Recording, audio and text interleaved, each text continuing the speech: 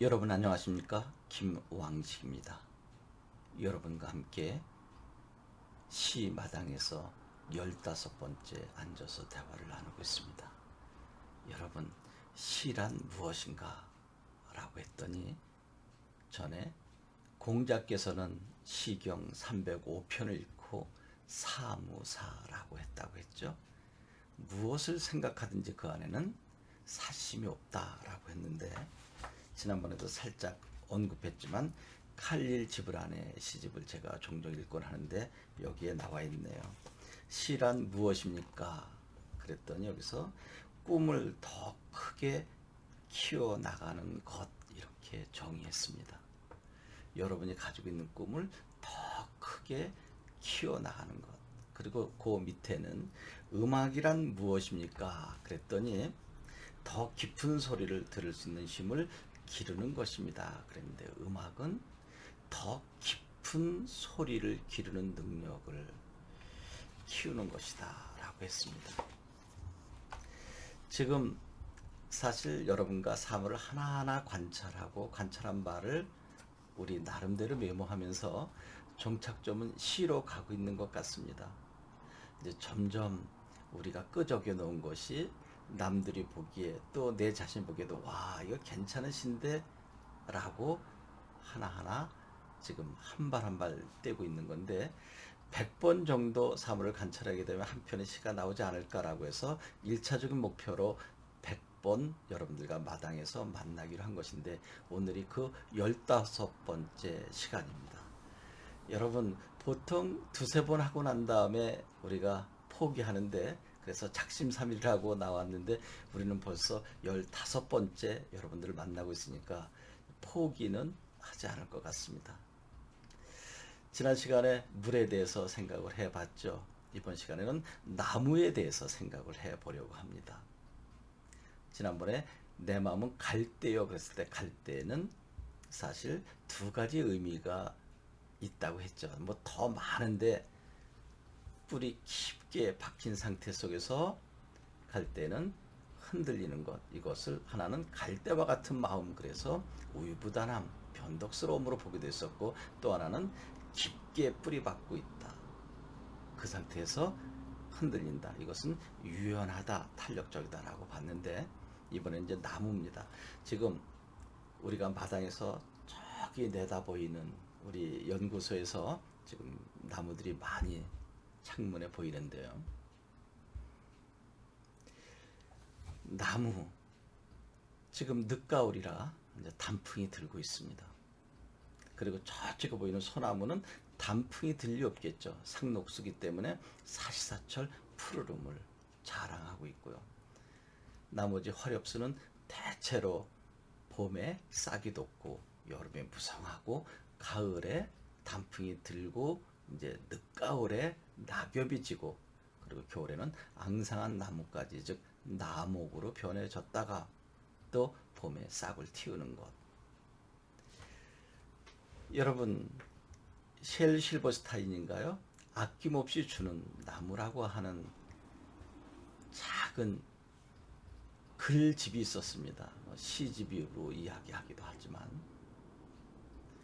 소년이 그 나무와 함께 지내면서 맨 마지막에 소년이 이제 늙어가고 그리고 나무를 베서 쓰고 그 나무 밑둥이라고 하나요? 베어나고 난 나무 거기에 의자처럼 앉아서 지는데 그럼 결국 뭘까요?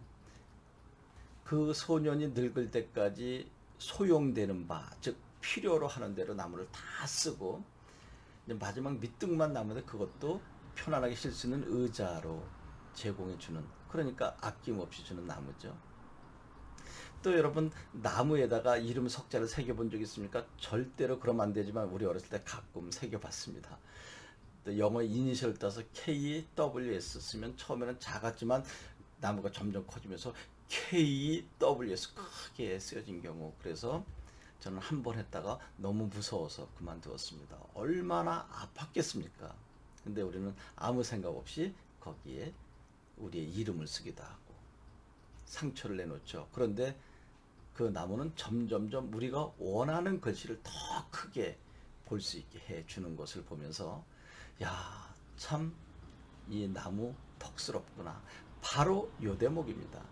여러분 유명한 수필가 이양하라고 하는 작가는 실록 예찬이라고 하는 것으로 여러분들에게 많이 알려졌지만 또 나무라고 하는 작품을 쓰게 되었습니다. 첫 구절이 나무는 덕을 지니고 있다라고 했습니다. 그때 나무는 덕을 지니고 있다. 덕은 인간들이 지니고 있는 건데 의인화시킨 거죠. 구름이 와서 쉬고 바람이 와서 쉬고 새들이 와서 쉬고 그러다 자기들이 이제 다 쉬었다고 생각하면 그냥 나가버리는 거죠. 그럼 나무는 쉼터를 제공해 주었지만 그들이 필요 없으면 떠나버릴 때 묵묵히 지켜주는 거. 그러니까 얼마나 덕을 지니고 있냐라고 하는 것입니다. 제가 생각해도 그렇습니다. 제 이름 석자 새겨도 나무는 아픔을 참고 제가 더 선명하게 볼 수 있도록 더 크게 김왕식을 보여주었고요. 여러분, 나무 항상 긍정적인 입장으로 시 작품에도 나오기도 합니다. 목석 같은 나무, 세상 시류에 많이 흔들 때 저 나무처럼 꼿꼿하게 서 있는 모습. 그래서 이육사라고 하는 시인은 교목이라고 하는 작품을 쓰게 됐습니다. 교목은 아주 큰 나무 하늘 높이 솟아오른 거죠. 아무리 비바람이 불어도 끄떡하지 않는 모습. 나무와 같은 사람이 우리도 되어야 되겠다라고 하는 생각을 갖게 됩니다. 이제 제가 생각한 나무, 또 어렸을 때 나무를 상처를 내면서 이름을 새겼었던 것, 또 이양하라고 하는 작가의 나무라고 하는 작품 등등을 살펴봤습니다. 여러분, 나무를 보면서 어떤 생각을 가졌습니까? 이제 여러분들 글을 제가 봐야 되지 않을까요? 그래서 어제 학생들과 공부하는 과정 속에서 이러한 프로그램을 가지고 지금 12번째까지 왔다라고 했더니 한 학생과 부모님께서 저희도 참여하겠습니다 라고 했습니다. 특히 순천에서 올라온 여학생이 있는데 이 여학생은 자기 이름을 꼭 여기서 밝혀달라고 했습니다. 밝혀도 될지 모르겠어요. 어떻게 그렇게 춘향가 및 판소리를 구성지게 잘 부르는지 이번에 광주 교대를 지망하는데 꼭 합격해서 훌륭한 선생님이 되었으면 좋겠어요. 이름은 제가 다음 시간에 밝혀주도록 하겠습니다.